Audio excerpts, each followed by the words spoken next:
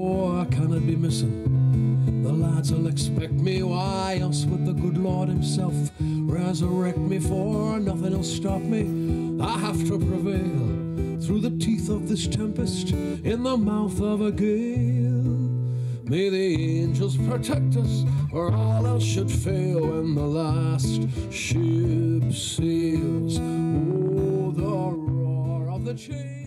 Sting, it's an absolute pleasure to meet you this morning here at the Bord Gais Energy Theatre. Nice to be here, thank you. And a very exciting day, because it's just been announced that your musical The Last Ship will be taking place here next summer, which is so exciting. I'm looking forward to seeing the show. Can you give us an idea about the story of the big ship? It's set in my hometown. I was born and raised on Tyneside, right next to a big shipyard, which closed in the 80s. But my formative years were living next door to this thing, watching thousands of men go to work every day, watching them come home every night, and looking back to see something they built with their own hands. One of the biggest ships in the world might have been built there. And so it's their story. I feel compelled to tell the story of my community, where I come from. It's a very emotional story, very personal story. It's a love story, but it's also about the struggle of a community. So it's not necessarily autobiographical, but you are drawing on all of those experiences of your past. You know, there's, maybe subconsciously you can recognize some stuff in there of my life, and of course that would happen, but it's not my biography. I never worked in the shipyards. I did everything, but you know, I never wanted to do that. But I knew the people who did work there and how proud they were of the work they did. And one man who did work in the shipyard is your star of the show, Jimmy Nail. How important was he? Because I believe he was an integral part of your creative process in terms of tapping back into that environment. You know, Jimmy's been my friend for decades. Although we didn't meet when we were kids, but we met in exile, both as successful men. We realized we had a great deal in common. For me, you know, Jimmy is a true Geordie icon, much more than me. And so he in many ways is my muse, and I wrote the play for him. Duncan Jones, son of the late, great David Bowie, tweeted earlier on in the week. It was quite a poignant tweet, if I can read it out to you. He tweeted, "Creative arts can be painful. I remember my dad being beaten up numerous times by critics, only to have those same people come back 5 or 10 years later and say that in retrospect the work was ahead of its time, was even revolutionary. Be patient, good work proves out in the end." Such a lovely tweet, but it got me thinking about your career and the fact that you were so into, obviously, music, but also acting and songwriting and stage work as well. How were you able to drown out the white noise? I'm sure there was some. And how did you feel about people trying to put a label on you?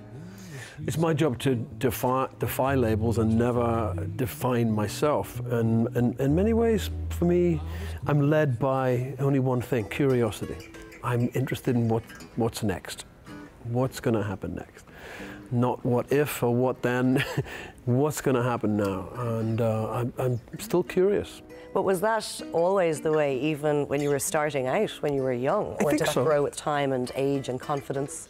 You know, I always say music is its own reward, and I play and sing because I'm rewarded, you know, financially, but just to play music is a reward. So I love to work.